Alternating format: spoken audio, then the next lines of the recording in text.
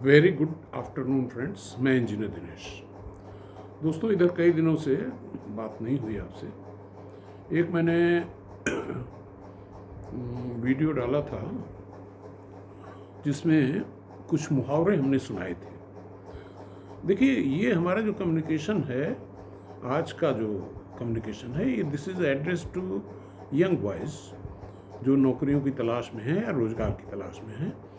और फैक्ट ये है कि ये चैनल डिवोटेड है रोज़गार के लिए, और रोज़गार कैसे कैसे सृजन हो सकते हैं इस पे काम हो रहे हैं। फिलहाल आप लोग जो नौकरियों के मकड़ जाल में उलझे हैं, उनसे चर्चा हो रही है हमारी। और ये तो पक्का है कि सबको तो 100% लोगों को जॉब नहीं मिलेगी, तो अल्टीमेटली आपको हमारे पास तो आना ही पड़ेगा। तो इसलिए बेहतर यही है कि नौकरियों को फर्स्ट चॉइस की बजाय आप अपने दिमाग में नौकरियों को सेकंड चॉइस लेके चलिए। देखिए, जब किसी चीज़ को आप सेकंड चॉइस लेके चलते हैं तो वो ज़्यादा आसान हो जाती है मिलना। अगर आप अपना सारा दारो मदार नौकरियों पे ही डाल देंगे और वो अगर नहीं मिली आपको, तो आप निराश हो जाएंगे। इसलिए आपको पहला विकल्प जो रामबाण होता है वो सुनिश्चित कर लेना चाहिए। इसके बाद बाकी को भटकते रहिए, तलाश करते रहिए, कोई बात नहीं। तो मैंने आपको 3 मुहावरे सुनाए थे, 2-3 दिन पहले की बात है। पहला मुहावरा था भेड़ चाल, दूसरा था रैट रेस, और तीसरा था कि बेवकूफ़ों के पास धन हो तो अमीर लोग जो है तो बुद्धिमान गरीब नहीं रह सकते। अब उसी कड़ी में एक चौथा मुहावरा और मैं ऐड किए दे रहा हूँ। ये भी गांव का ही मुहावरा है और गूगल पे आपको शायद इसका ट्रांसलेशन नहीं मिलेगा। गांव का पूर्वी, खासतौर से यूपी के पूर्वी हिस्से का है ये, कि जौने रुगिया भावे तौने वैद बतावे।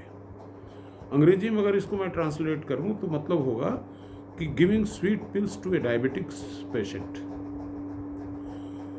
तो अब ये 4 मुहावरों को ऐड करिए अगर, तो कहानी जो बन के आ रही है, एक कहानी तो बन के आ रही हमारा जो कोचिंग उद्योग है, खासतौर से सिविल सर्वेंट्स का, जिसकी कुल साइज अभी करीब 60-70 हज़ार करोड़ के आसपास हो चुकी है और बहुत ही शीघ्र ही 2-3 साल में 1,40,000 करोड़ का होने वाला है। दोस्तों, आप इस तरह से समझिए कि पूरे इंडिया का जो जीएसटी कलेक्शन है, that is something like 1 lakh crore. तो ये हमारी जो कोचिंग उद्योग है, पूरे इंडिया की 1 महीने की जीएसटी से बढ़ने वाली है। अब आप इसी से इसकी साइज का अंदाज़ा लगा सकते हैं। और आपको ये जान के तो आश्चर्य होता ही होगा कि तमाम लोग आईएएस की नौकरियां छोड़ करके और ऐसे आईपीएस की छोड़ करके कोचिंग में आ जा रहे हैं। अरे भाई, जहां 60,000 करोड़ रुपया फ्लोट कर रहा है, वहां नहीं आएंगे तो कहां जाएंगे? जहां पे मार्केट है वहीं ना आएंगे। अब सोचिए कि 11 लाख बच्चे प्रशिक्षु हैं, मतलब एस्पिरेंट हैं आईएएस के, और 800 लोगों को सिलेक्शन होना है। फीस तो सब ले ली जाएगी। और सबसे बड़ी बात यह है कि इनको, जो कोचिंग वाले हैं, इनको जरा सा भी पश्चाताप नहीं होता कि बेचारा घर द्वार बेच करके, ज़मीन बेच करके गांव से आया है और उससे फीस हम वसूल रहे हैं, और 4-5 साल के अथक प्रयास के बाद जब फेल होकर के घर जाएगा वो, तो इनको पीड़ा जरा सी भी नहीं होती। मैंने कई बार ये सुझाव दिया कि भाई, मॉकअप टेस्ट कराते हो, अरे पहले आप एंट्रेंस टेस्ट कर लो, आईक्यू टेस्ट कर लो, सीटें लिमिटेड करो। पूरा का पूरा मुखर्जी नगर, पूरा का पूरा राजेंद्र नगर शहर का कोई बेसमेंट नहीं छोड़ा आपने जिसमें इन बच्चों को घुसाड़ न दिया हो।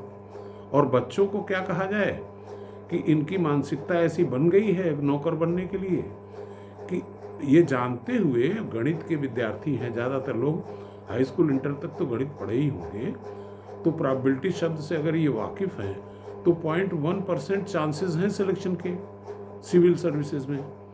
फिर भी अपनी जोर आजमाइश इतने दिनों तक करते हैं। तो वाकई भाई, ये कोचिंग वालों ने, आप लोगों ने क्या माया जाल अपना फैलाया है, क्या एडवर्टीजमेंट, क्या इश्तिहार, क्या वॉइस मैसेज आप फैलाए हैं और गुमराह कर दिया बच्चों को। और ये संदेश मैं सिर्फ बार बार दे रहा हूँ कि आप लोग सुधर जाएं, हो न हो कल को गवर्नमेंट को इसमें इंटरवीन करना पड़े। Thank you.